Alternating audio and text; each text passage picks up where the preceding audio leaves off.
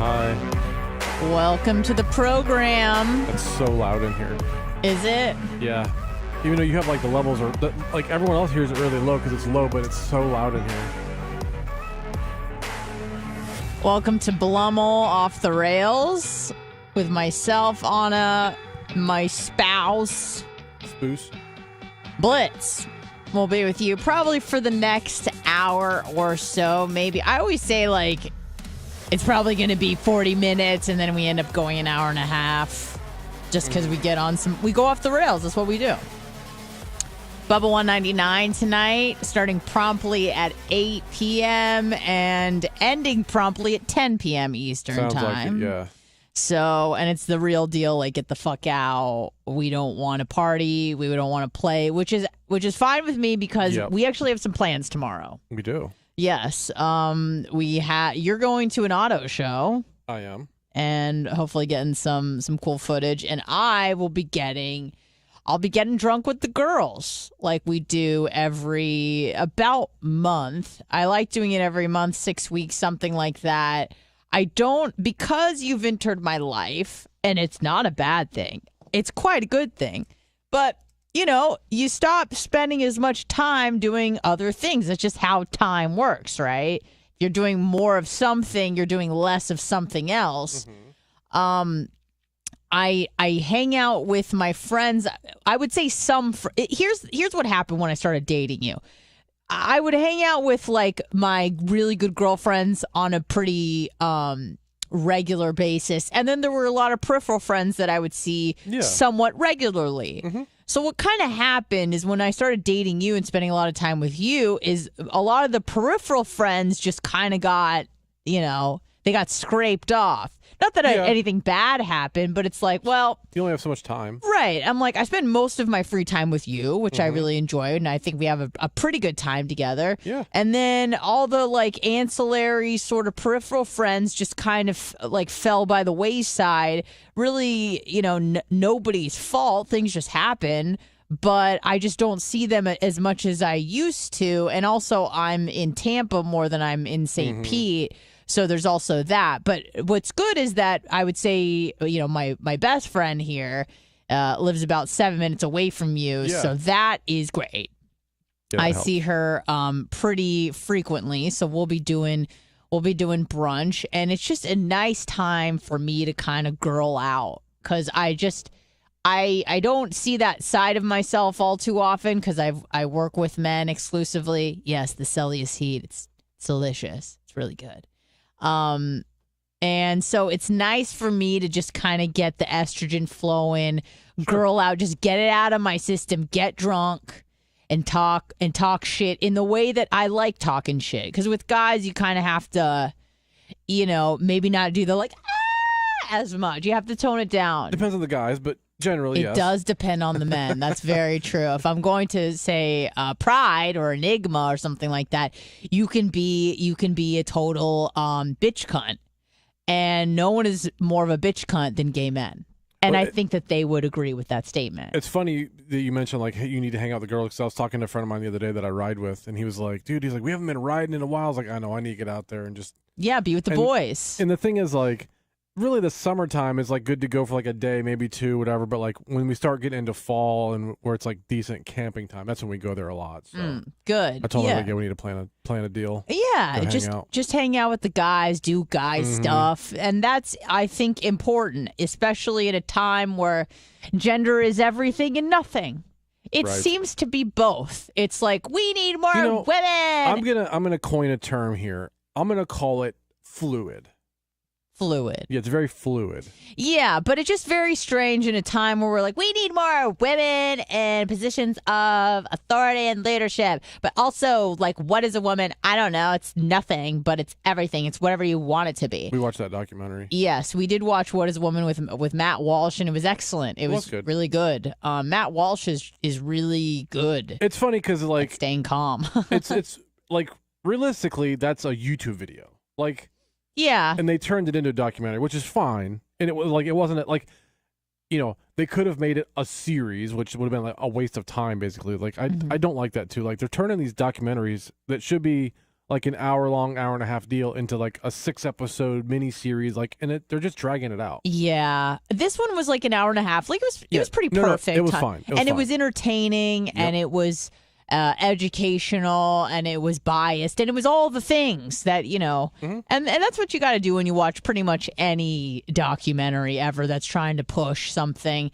Now, again, I also agree more along the lines of. With the guy who was putting it on and what's going on and how crazy things have become. And it was funny, like it was a good watch because he kept it entertaining and hilarious. It was funny. And if you actually watched it, it was funny. If you kind of just half-ass watch it, you probably wouldn't get some of the humor. Right? No, you definitely have to be paying attention. It was good. It was really good. Yeah, and it's just funny because like the whole documentary happens, he doesn't know what a woman is, and then he like asks his wife, and his wife is just like, it's a human female, and he's like, oh, okay, and then that's how it ends. So it's cool. I did try to reach out to the guy. I did get a response from his assistant, PR person, whoever, and they just said, we really appreciate it, but no, he's busy. I'm like, okay. I'm like, he's not a head of state. He's just a Daily Wire dude. I mean, not that he's nothing, don't get me wrong. And I know that there's a lot of hype and publicity because of the documentary, but also like, what the fuck? Right. But okay. 813-90 Bubba. It was hard for me to navigate stories yesterday outside of the death of the Queen. I bet. Story on New York Post, like the first 12 down, where it's like, what's gonna happen to her corgis? What's gonna happen to her horses? She's dead. Will Charles do this? What's Harry did? It's just like, oh fuck. Now, I guess we're not part of the Commonwealth, thank God. We kind of got our own thing going on. But it is crazy, like how historic it is, because 70 years is a long time to be in power, hold the throne. It's weird that people are still so involved, yet it's so meaningless. But it's not meaningless because, like you said, the family's worth $88 billion. So it's kind of crazy, this weird. It seems, I mean, obviously it is very archaic the way they do things. It's like you don't get voted in. You have to wait for someone to fucking die or abdicate themselves because they married some American floozy, which was a crazy story. I didn't know that. Were you aware of how Elizabeth got the throne? I mean, I knew that there was somewhat of that kind of story, but I didn't know it. Yeah, no, I didn't know it. Yeah, so her uncle was king when her grandfather died, and I think his name was Edward something or other, and he wanted to get married to an American. It was kind of like the Meghan Markle story. Yeah. It was oddly similar, but like in the 30s. So I think this happened in 36. He married this American woman who, Match.com. Yeah, I mean, it was crazy because she was twice divorced, which is pretty unheard of, I feel like, in that time. Twice divorced. And I guess under the Church of England, you can't, as the king, get married to somebody who's a divorcee and their ex-spouse is still alive. Like, they had to be dead. A widow or... Right. So they're like, no, we're not going to allow you to marry this chick. And he's like, oh, really? Well, I don't want to be king. I'm like, fuck, that must have been some good pussy. He ended up staying with her until he died, so at least that's good. But so then his younger brother got to become king, and that was Elizabeth II's dad. So it's just crazy that, like, had he had a son, he just didn't have kids at that point, the uncle, then that, all the Harry and the Charles, like, that shit would never have, it would have happened, but it wouldn't have mattered because they would have just been, like, extended royal family. But interesting stuff.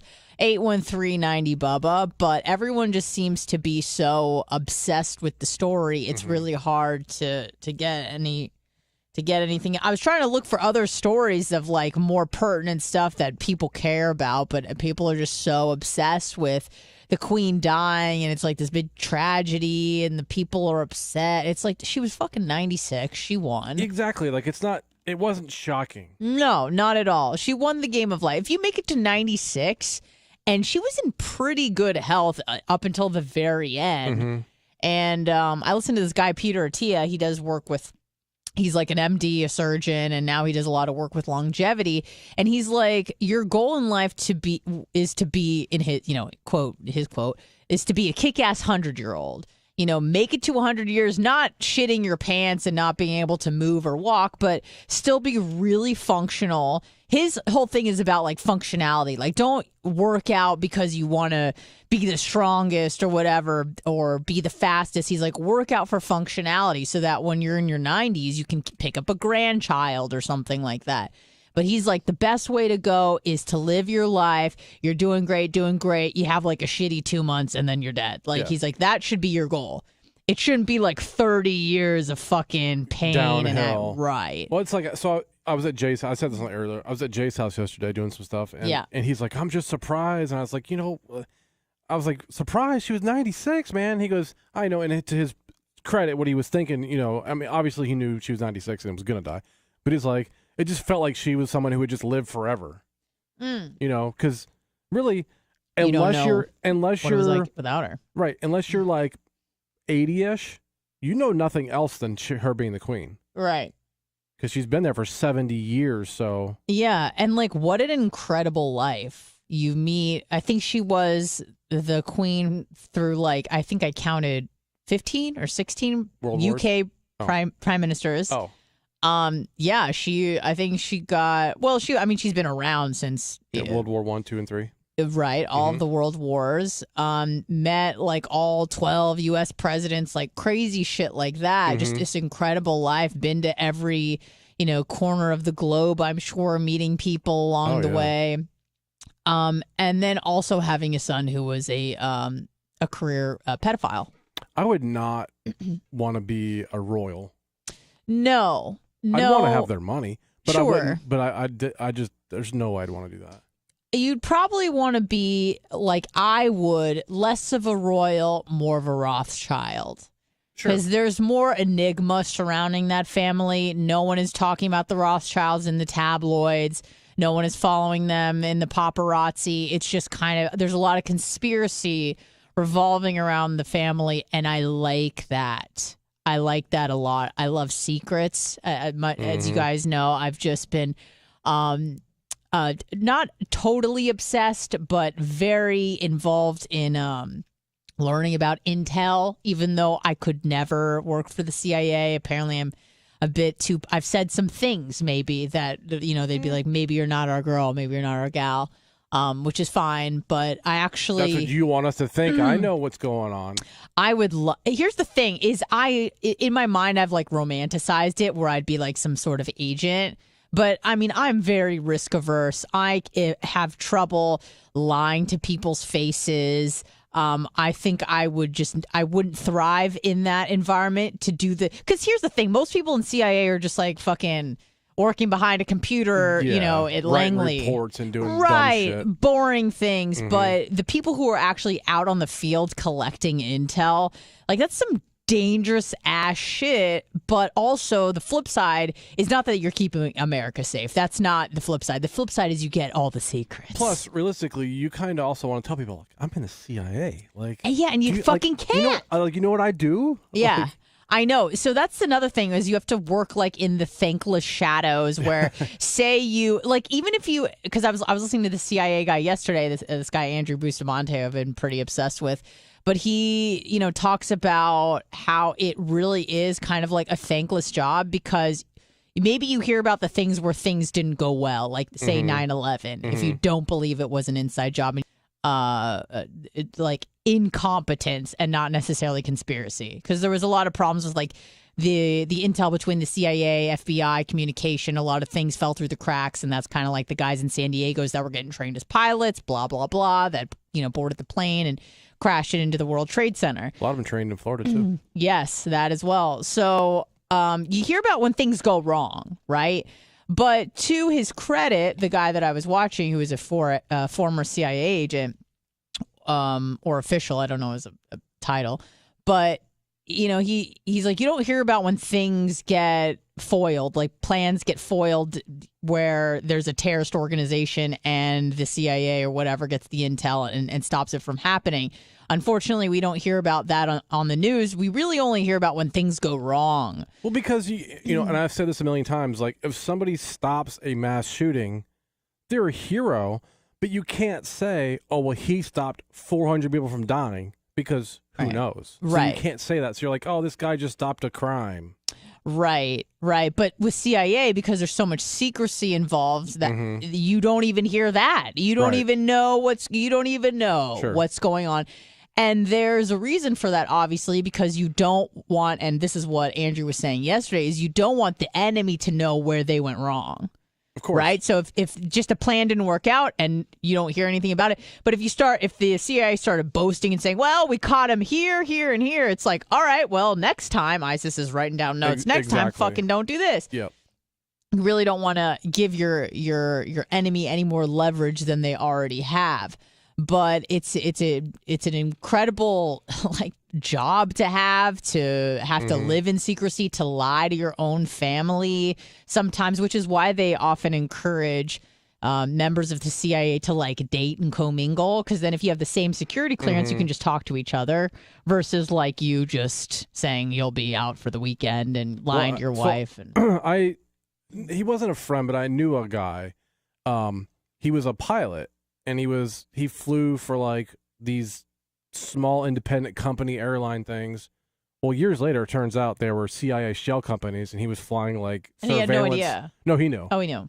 But he would, he would just tell his friends that he flies, little cargo missions back and forth, and they were like, whatever, jobber. And then years later, they were like, dude, you were the CIA, and he was doing surveillance on he'd take a plane that has it's full of antennas and stuff. And a couple guys in the back listening and fly over a certain area for hours and hours and hours and hours, circling and doing intel. But he worked for I forget the company's name, but it was for a company. The CIA owned the company. It was all them. But nobody that worked there worked for the CIA, even though they were agents. Yeah. But he couldn't tell anybody for the entire he did. I think he did it for 15 years.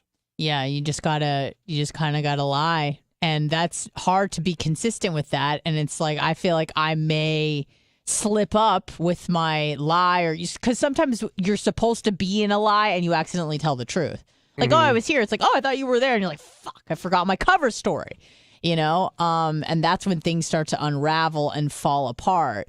And the guy that I was listening to, if you're interested in this guy, he has Everyday Espionage is one of his podcasts, and Everyday Spy.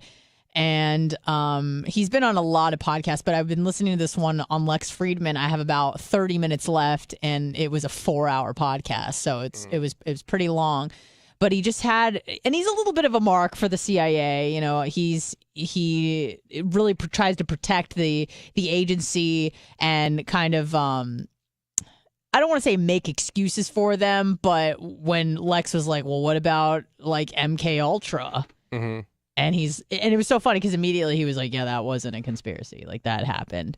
So then Lex is like, well, how do you defend or justify working for an agency with a history like that? And he's like, well, you got to look at the context of. Actually, to be honest, what Lex said was, how do you explain how it went down? Well, Andrew, yeah, he's a fucking robot. Here's the thing about Lex Friedman. If you're not familiar with Lex Friedman, he worked in robotics and AI at MIT. I think now he currently resides in Austin, Texas, much like everybody else that followed Rogan. I like Lex, and I like what he's done and all that, but how did he become one of the guys? It's Joe Rogan, man. No, I know, man. But I mean.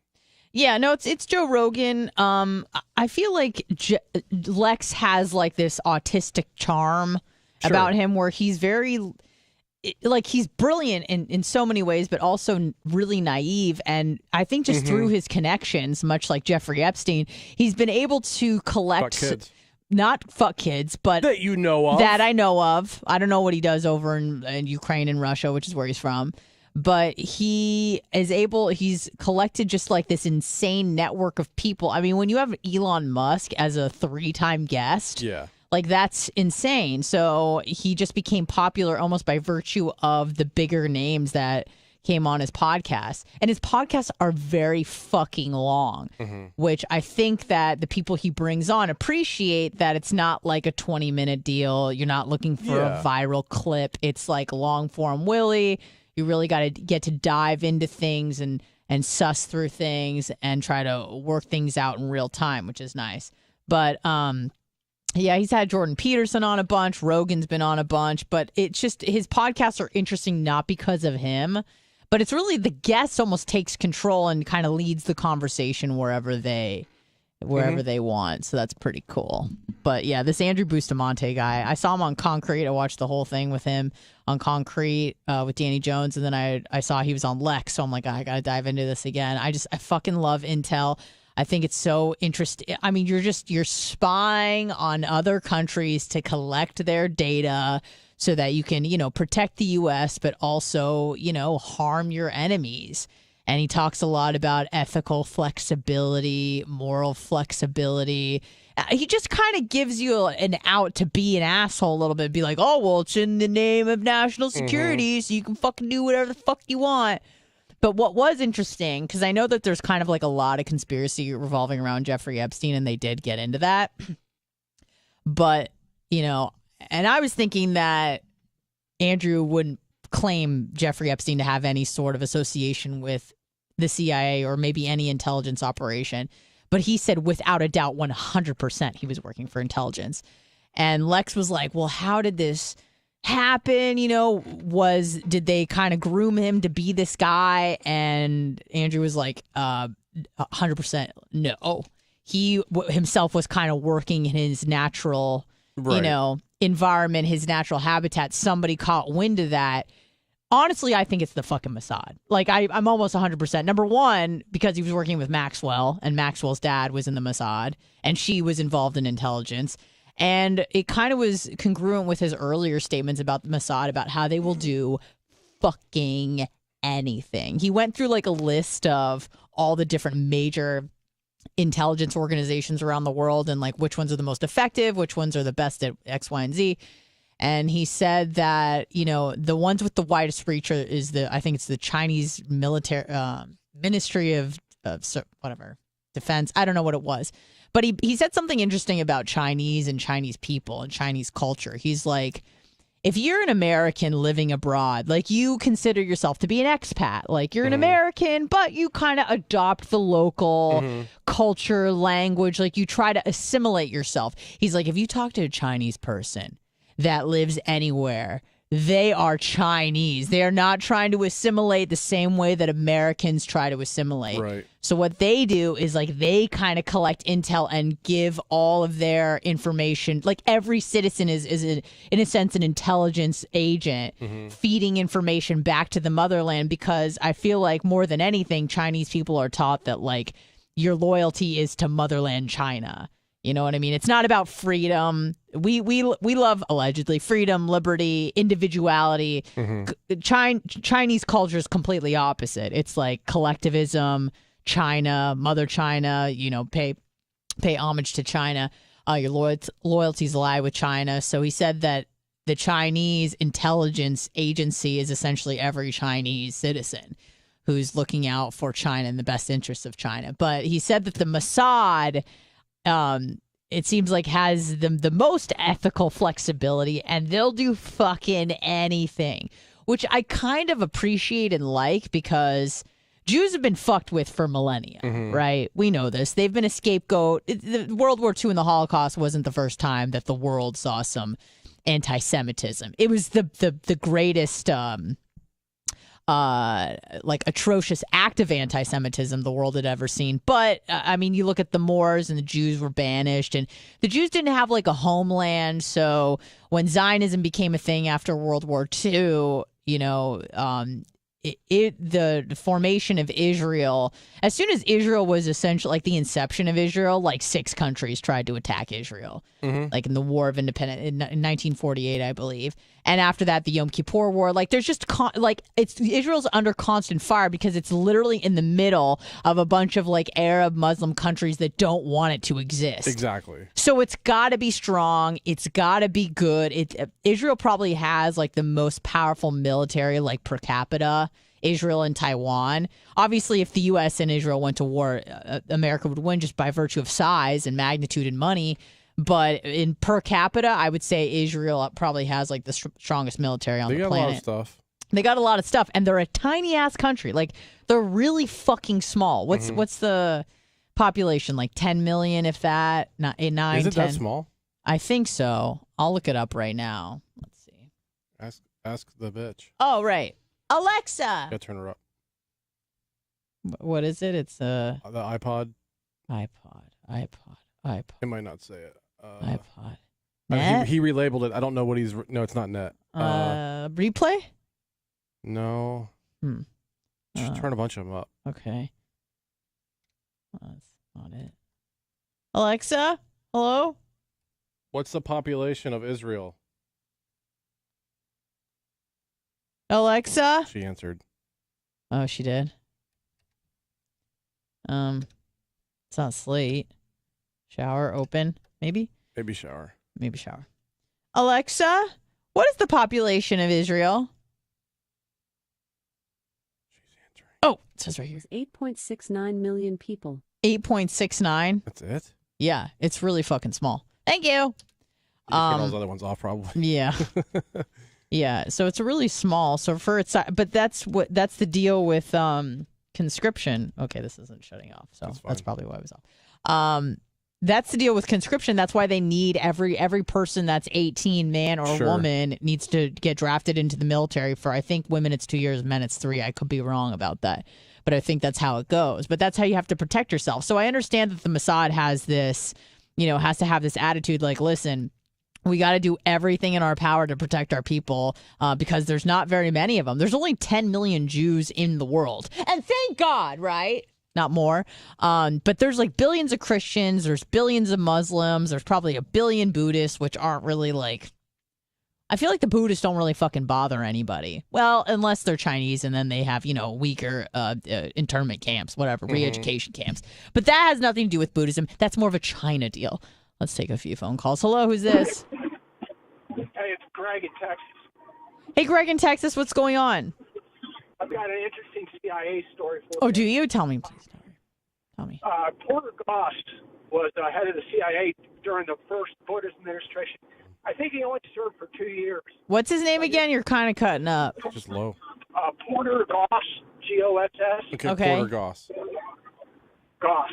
And he lived on Sanibel Island, which is close to where I lived. Right. And he was very good friends with a friend of mine's family. And long story short, my buddy's mom died, and they were close with the Goss family. And Porter Goss showed up for the service, which was held at a house. And of course, when he came in, he was obviously surrounded by a couple bodyguards and kept a low profile, but we were all sitting there kind of talking, and somebody said, "Hey, is your phone working?" And the guy said, "No, my phone's not working." Everybody checked their phones. Nobody had service. We're like, "Man, this is weird. We just had service 2 minutes ago." Yeah. Well, as soon as Porter Goss left and his crew left, everybody's phone service came back on. So they were obviously shutting down ways to communicate, so people couldn't call somebody and say, "Hey, guess who's over here, the head of the CIA?" But they shut down everybody's phones while the time he was there. That's some crazy shit. I like those stories. Thank you for calling in and telling me about that. You're very welcome. All right. I'll see you later. Bye-bye. 81390 Bubba with your CIA or FBI or any sort of intel stories. But it is hard not to... Your mind just starts filling in gaps, and that's why conspiracy theories are so popular because, you're given a few points of data that whatever, like JFK assassination, 9/11, pick your whatever event, crisis, doesn't matter. And then because you're only given a few points of data and you don't really know, your mind just kind of takes over and you start coming up with theories, and those theories propagate. And then, you're down the rabbit hole like me sometimes, just looking at Reddit going, what the fuck is going on? And you red pill yourself, because here's the problem with that is that sometimes conspiracy theories are true. Sometimes they really did happen. And so it's much like someone who's cheated on you in the past. It's really hard when they say, "No, I'm not cheating on you this time." It's like, "No, I know what you've been up to, MK Ultra. I know what you've been up to. I know some of the things you've thrown on the table, Operation Northwoods. I know some of your ideas. I know what you've been up to. So it's hard to trust them when they go, no, we're really good now. We haven't been up to anything, ill-natured or whatnot. So it is a little bit confusing to know when you're being fed the truth and when you're not. And at the end of the day, guess what? You'll never fucking know. You will never fucking know. And that haunts me because I feel like, I spend all this time, we all do, especially on this show, trying to educate ourselves and learn more about something. But at the end of the day, you kind of just got to throw your hands up and go, we'll never really know. But I think that it makes you an interesting person when you try to investigate and educate yourself instead of throwing yourself to the whims of ignorance and other people's opinions. I think it's an important practice to try to just investigate and learn things for yourself. 813-90 Bubba. Can we talk a little bit about our excursion that is happening next week? Or did you want to keep that under wraps? We will be going to a foreign country. Puerto Rico.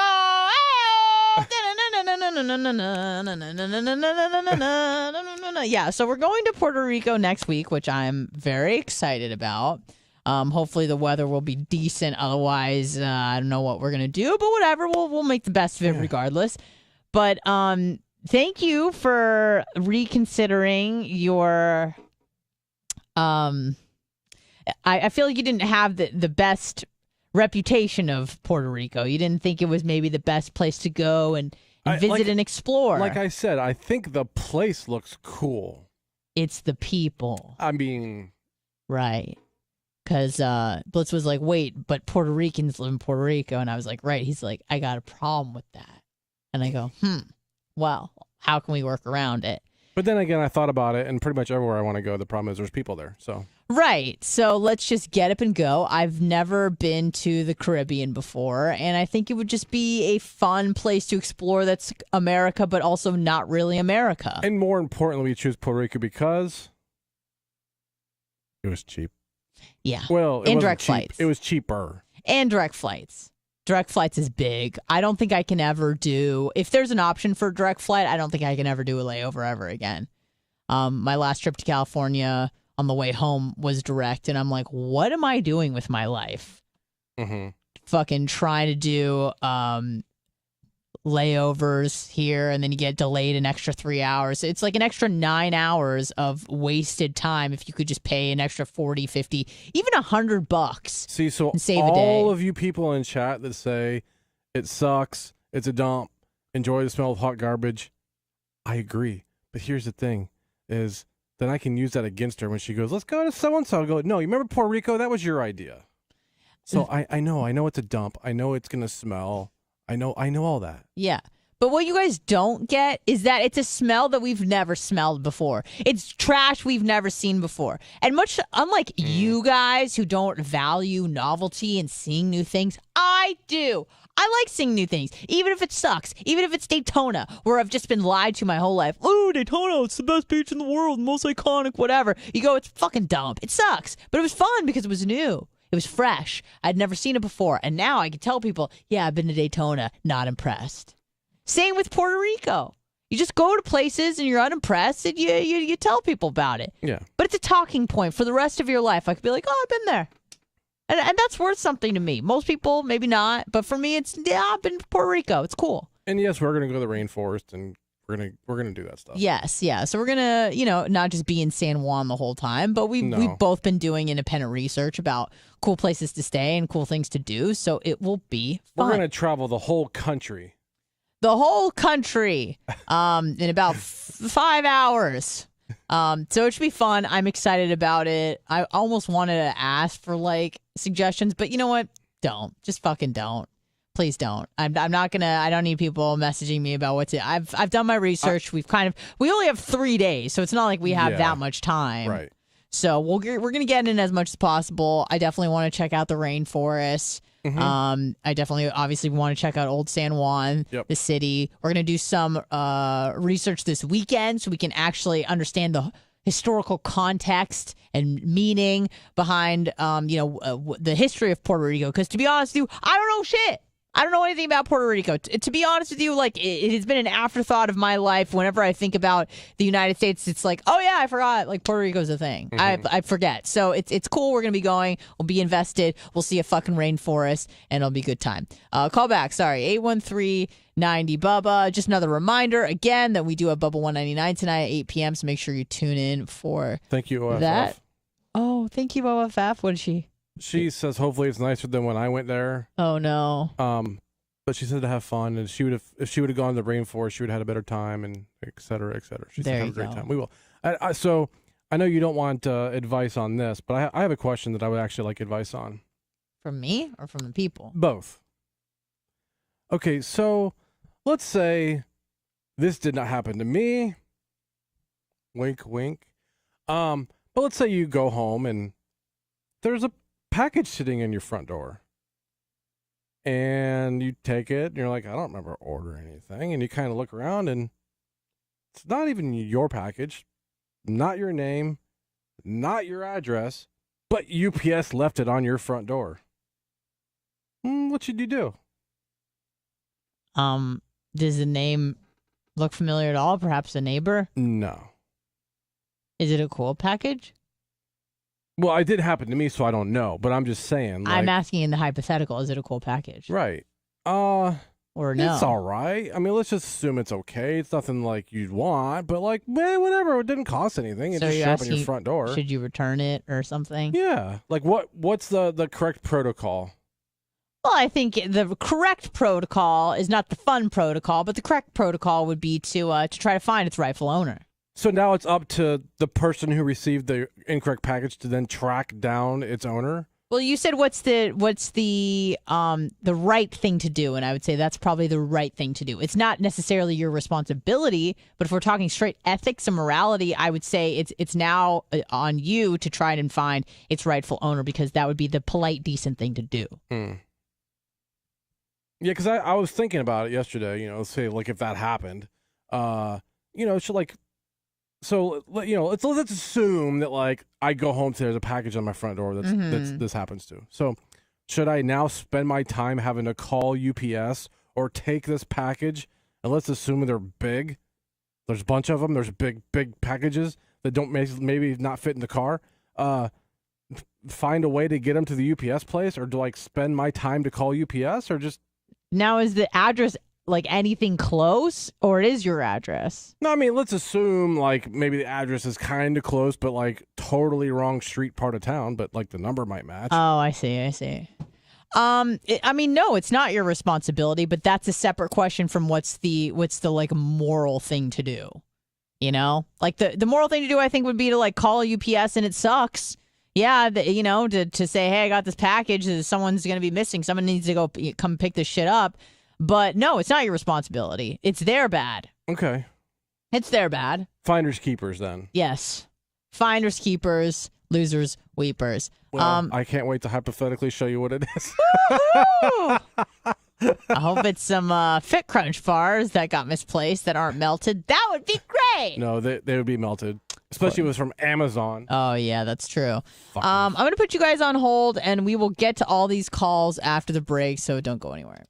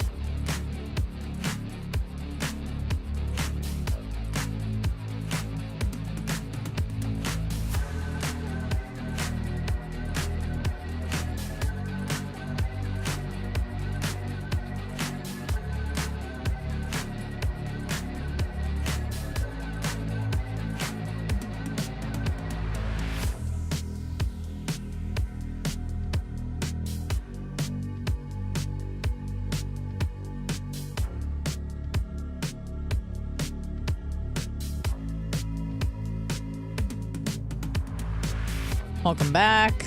And by the way, I'm getting a new drone delivered today to my house, and if they deliver it to somebody else, I'm going to be so pissed. I will go find it. Find you, and I will kill you. All right, let's take a few calls as promised. Hopefully I have some good intel stories. What's going on? Who's this? Oh, Christ. No, I'm sorry. No good intel. I got a couple. I'll make them quick. Subtract me. One, hey, how are y'all? Hi. But, when it comes to your vacation, I know you're already going to Puerto Rico, but you should check out Aruba. Just keep it in mind. I went. It was very nice. Anyway. Nice. And then the other thing is.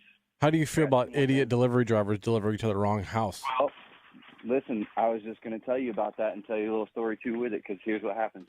When they deliver to the wrong house or whatever, listen, I'm actually working right now. Yeah, I know. Anyways, when they deliver to the wrong house, it sends a message to our little center, and every package we scan gets a location pin, like your phone would or something, you know what I mean? Right. So it'll pin where you deliver it. So they'll come back to your house and try to pick it up, but if you say you didn't get it, and there's not a whole lot you can do about it, or they can. Right. But they're like, hey, it says I delivered it here because my supervisor delivered a camera to the wrong house, and the guy tried to keep it, and then they had to get the cops involved and everything, and then they ended up getting it back, whatever, blah, blah, blah. But, so there's a little pin, so you can keep it if you say you didn't get it. They can't prove it, whatever. And then the other thing is, I don't blame you. Where's your car show you're going to? Oh, it's a Tampa Bay Auto Show. Tampa Auto Show? It's Does that start early? It starts today. Yeah, it's Friday through Sunday. It's like the new cars, and it's I mean, nothing crazy. It's just regular cars. All right, well, sweet, yeah. Y'all have a good one. I'll get out your hair. It's at the Tampa Convention Center. Anyone can go. It's, I don't know, what's about like $20, $30, something like that. I think it's less. But, yeah, go. If it's inside, it'll be cooler. Mm-hmm. Yeah. One thing, you were talking about idiot delivery drivers. I did that the other day. I misdelivered to the neighbor's house. I parked in front of the mailbox, 129. I walked up the house, 125, and left a $12,000 package at the front door of 125. Yeah. I mean, my boss was not happy. Yeah, I mean, I've had stuff like that has been delivered to me that's like next door or even like a block away, and I'll just go give it to whoever. But if it's like not even close or whatever, I'm not going to spend my time. Yeah, hell no, I wouldn't either. That's my shit. Y'all have a good one. Yep. Bye, Track Me. Have a good one. Hello, who's this? Hey, Trickney. What's up, Trickney? How have you been? Hi, guys. Good. How about you? Good. So I just have a random question. You guys were talking about Puerto Rico, and made me think of passports. And so one of the first things I had to learn at my new job was how to take a passport photo. And I guess I could have Googled this, but I feel like Blitz knows everything. So like you have to show your ears. Right. You can't smile. You can smile, but no teeth. Mm-hmm. Even if you have prescription glasses, you can't wear them. When did that change? Because I feel like, I got my passport a long time ago to make it look like a fucking mugshot. Like, I thought it's kind of always been like that, and it has to be like 2 inches tall, and your eyes have to be like on the top third line. Oh yeah, it's a process. I just did one for an 11-day-old baby the other day. Jeez. Oh, shit. That was interesting. Yeah, I just renewed my passport. It's been a few months now, but so yeah, I had to go to get new pictures and all that. Yeah, I couldn't smile or anything. Yeah, and like the women will show up and like they look so pretty, and then they'll get so pissed, and I'm like, yeah, so that hair is gonna have to go behind your ears, and like it's so fucking frustrating. Yeah, but, you really have to illuminate your flaws. Yeah, and they always look like mugshots. But anyways, so I hope you guys have. Are you definitely going to Puerto Rico? Yeah. That's so exciting. I know. I've never been. Yeah, me neither. That's why we want to go. Good news is you don't need a passport. Yeah. Because it's in America. I know that, but yeah. it just made me think of traveling and whatever. So, yep. Anyways, all right, that's awesome. all I got. All right. Cool. Bye, Trick Me. Have a great weekend. Sorry? What's got my email? Yeah, I replied to it. Okay. Yeah, you're good. Yep. All right. Bye, guys. Thank you. Bye. It's for her ring. Nice. So, although we will not be needing our passports for this trip, we will be needing our passports for a trip very soon. I got some ideas. Oh, God. It's going to be good. All right, last call. Hello, who's this? Hey, Anna, it's Chris from Charleston. How are you doing? What's up, Chris? Hey, so y'all were talking about Israel and their army? Yeah. Okay, so my dad's retired Air Force. So he dealt with the F-16. Yep. Hey, Blitz, I know that this was something that you're probably interested in, too. So he worked on the F-16s. He was telling me when the F-22s came out, they sold the F-16s. They were selling a lot of them to Israel. Yep. And they would modify the F-16s to outmaneuver their new F-22s. Correct. But it was all classified. So whatever they did to those old F-16s was better than our state-of-the-art F-22s. Somewhat. So I just thought I'd share that information. Because a lot of the early ones we sold to them had like downgraded engines and shit too, the F-16s. So they re-engined them and put new avionics in them. But it's still not as good as the F-22s. Right. Well, that's probably what they were doing. Mm-hmm.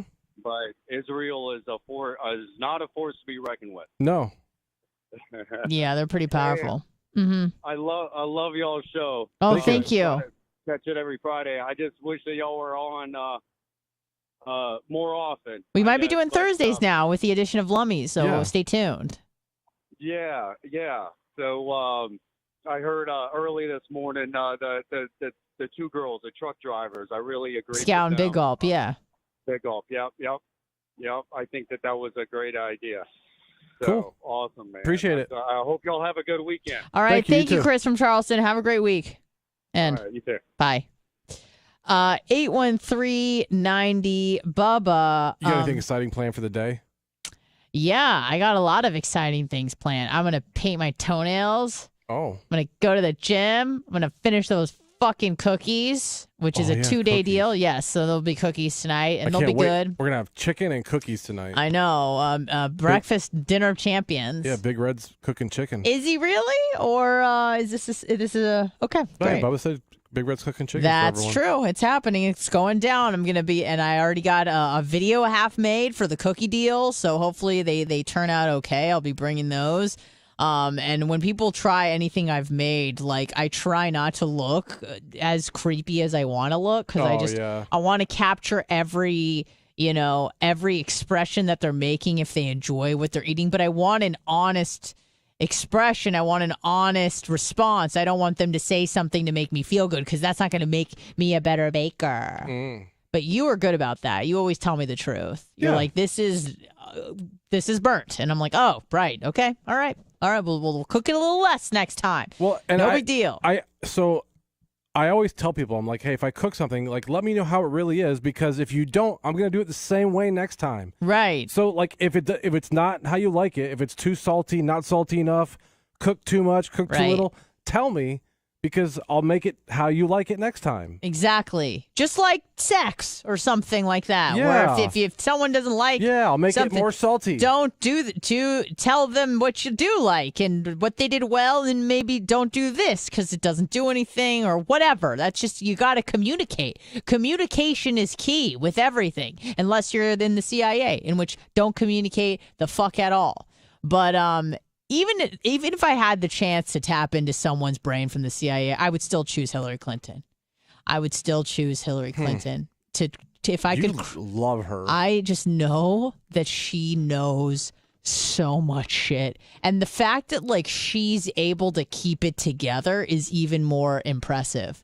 Like, is a sociopath someone that's just born that way, or is a sociopath someone that's made?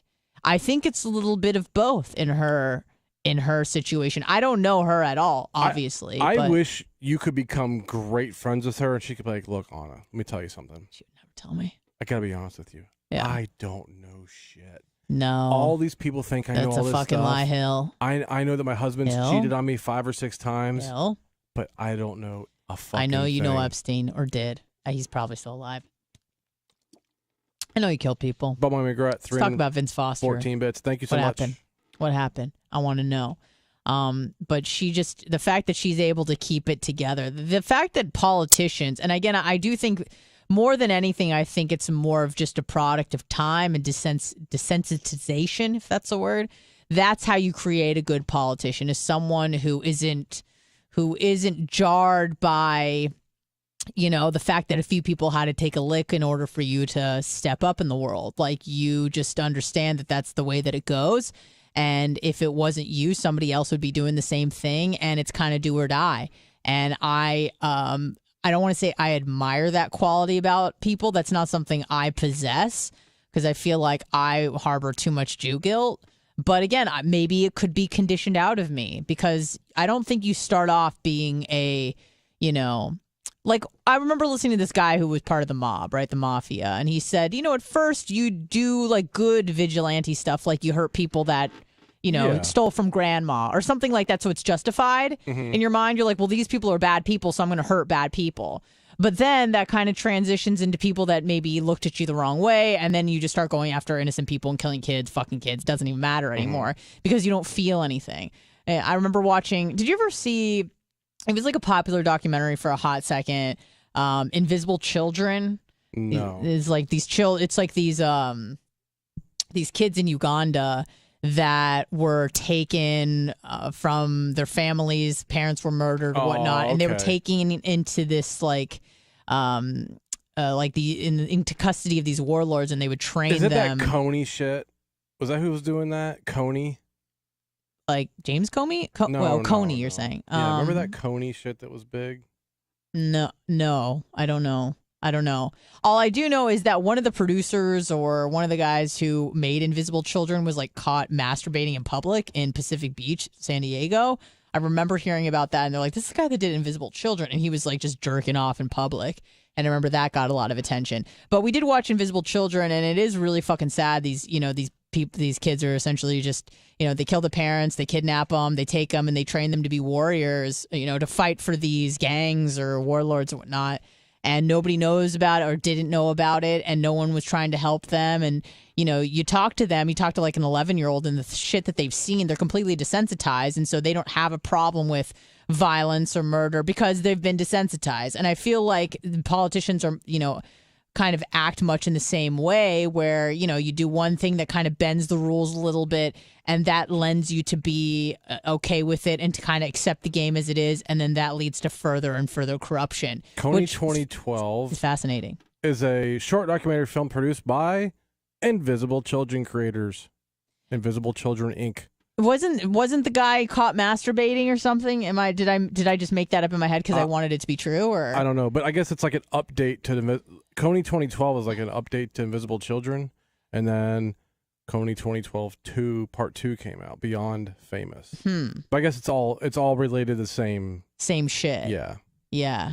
So that's why I think politics in that regard, not necessarily the policies, but politicians fascinate me in terms of like how they navigate the world, how they justify things, what they really think. Because really, like, a lot of them are just puppets for corporations or whomever. Like, we don't know. These anonymous figures, like, I'm not saying George Soros, but, he's an easy example because he funds a lot of this, like, left-wing bullshit.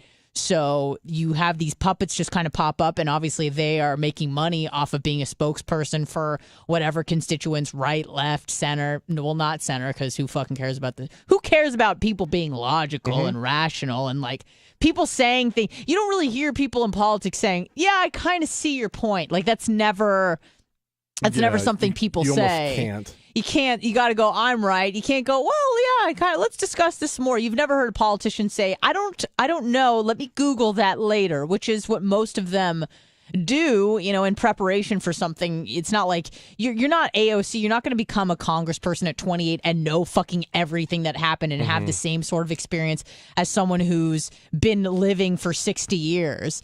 So it's strange. It's very interesting to me how it all goes down. I wouldn't be any good at it, but I do admire the people that can, like Hillary Clinton. But I admire them for different reasons than everybody else. I think it's good enough threshold for our show. Can you hit the horn real quick? Shivering Beeves, Nizero says 4,100 bits. Woo! Thank you. Thank you so much. Appreciate ya. I did also want to cover a little bit of the mystical deal because I find this to also be fascinating. We did cover during the main show. If you're unaware, Mystical was this rapper who sang Shake Your Ass. I think it was like a hit in the early 2000s. He's like a rapper out of 2000, I think. Yes, out of Louisiana, New Orleans, something like that.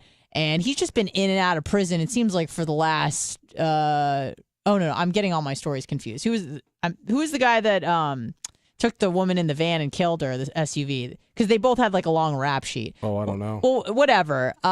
Mystical's been, I think he just spent like 6 years in prison for something, gets out, commits another crime, spent like 18 months in prison, gets out, and then I guess he's been convicted of first-degree rape, strangulation, Venmoing himself money for laying good pipe, etc., etc. What's interesting to me that I see happen with some folks who get themselves, I'm not going to assume that he came from poverty, but I think he represents a type of person who finally gets out of poverty, right? But still finds themselves doing poverty-like crimes. It's like, you don't have to do that anymore. You're rich. You don't have to rape people anymore. You're rich. You don't have to steal from people anymore. Why do you keep doing that? Stop doing that. Stop doing heroin and start doing Percocets. Money ain't going to change me. Mm-hmm. That's just such a bizarre thing because sometimes I think that many of the time it's like you see people doing crimes out of necessity. Or it's all that they know, right? Because they can't feed their family, so in that case you kind of justify crime. I couldn't feed my family, so I stole bread. People go, I understand that makes sense. When you start stealing bread just for the sake of stealing bread, it's like, what the fuck is going on with your brain? I couldn't feed my family, so I stole cigarettes. Well, yeah, that's also not cool. Not great. I think. I know it's wrong, but like for the most part, if you're stealing food to feed your family, like a lot of people probably wouldn't have a problem with that. It's still you shouldn't do it, but like you're not stealing cars because it's fun. Right. You're stealing bread because your kid's hungry. Right. And I understand that's more of like a third world deal because here you could probably go to any church and say you're hungry and someone will feed you. I get that. But like if you really are if you really are stealing food to feed your family, like most people would be like, whatever. Right. It's when you're stealing luxury items, much like you said, like cigarettes and cars that nobody really feels bad for you. But it is interesting that some people, and you think that like, much like Bubba was saying, you spend 6 years in prison, you get out, you think, all right, I fucking learned my lesson. I had 6 years of sitting and thinking about what I did and how I could be different and not end up here.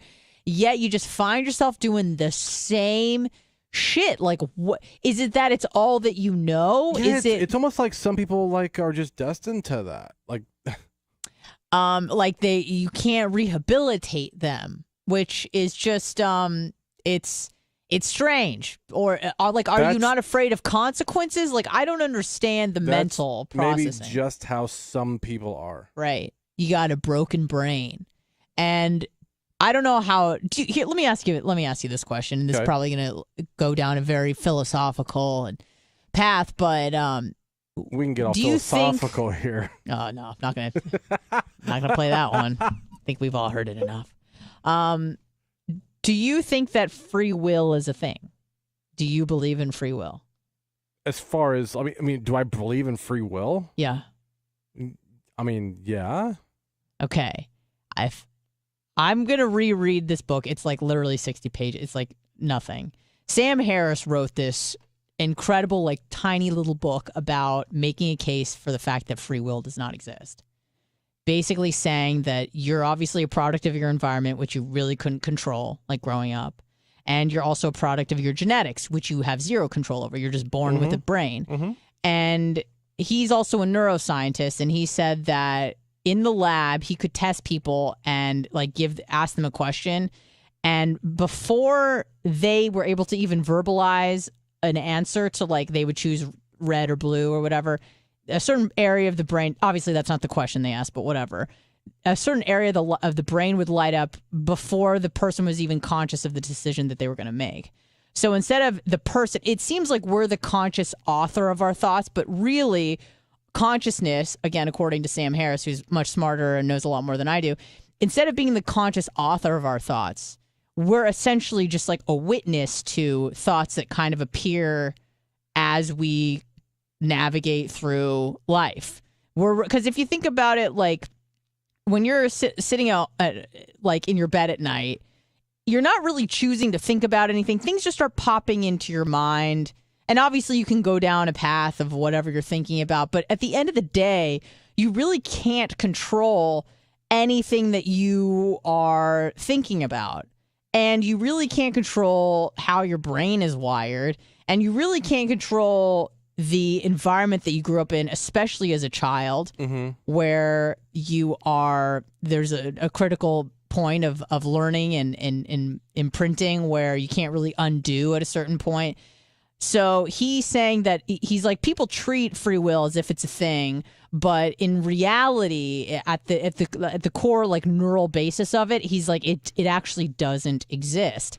And then, he starts bringing up all these arguments saying, well, then why should we punish people for just a broken brain or something that they couldn't control, like their environment? And he was saying, essentially, when you put people away in prison for something that they've done, he's like, it's less about punishing them and more about protecting the rest of society. It's just sequestering them from society. Of course. Not so much to punish them or to rehabilitate them, because they may not be able to be rehabilitated, but it's really just about protecting everybody else and making sure that they're not in society causing more problems.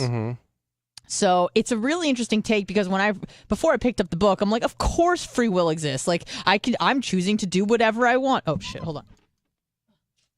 Bubba's lottery ticket went into the trash, and I was like, oh no, that's not. It's like, all right, I'll just put it right there. So he makes a real interesting case for the fact that free will doesn't exist, and that you're just kind of a slave, essentially, to the making of your mind, which you really didn't have anything to do with. So some food for thought there. 813-90 Bubba. O.J. Simpson is back. He's better than ever. Talk about a life well lived. Talk about getting away with murder and then writing a book about how you would have done it if you did it, but you didn't do it, but you actually did. Tweets are hilarious. His tweets are hilarious. He's just like the friendliest grandpa who wants you to be safe. I mean, during the pandemic, he was really encouraging people to, socially distance, wear masks. I think I saw a video, I don't know if you remember, of him disinfecting money. Like, he was spraying money down with some Lysol or something. And now he's just living his best life on the golf course. He was at the Bills game yesterday.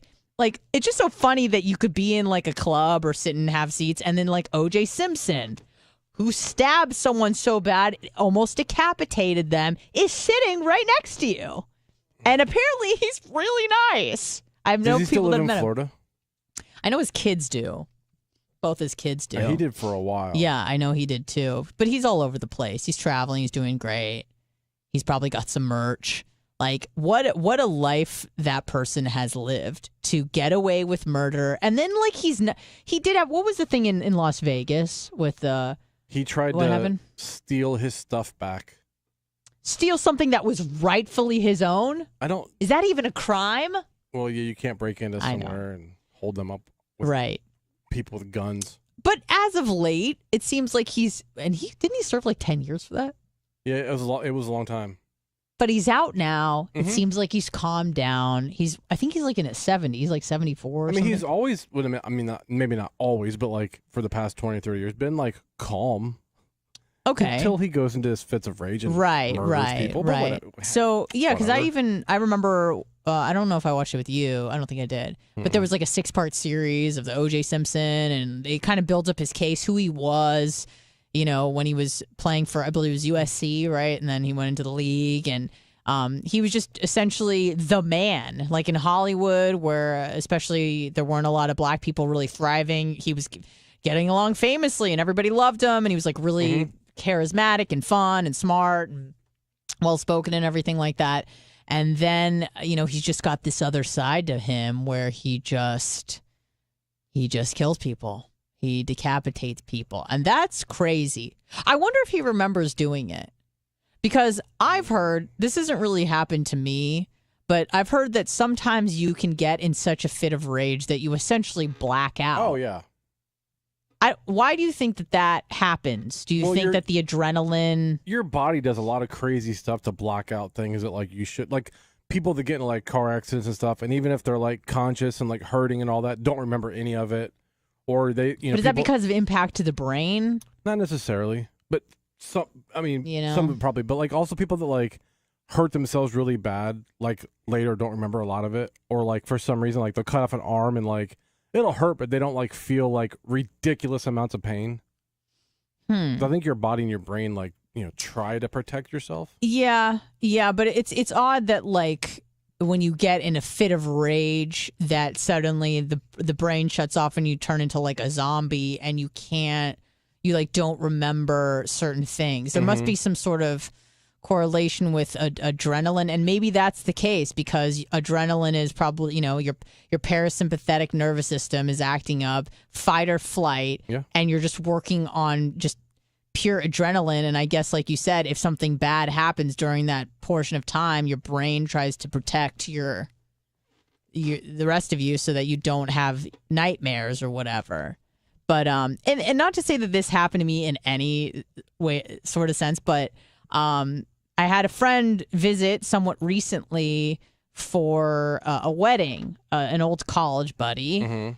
And we were kind of talking about people that we knew. And I was really good friends with this one chick. And things went south with us.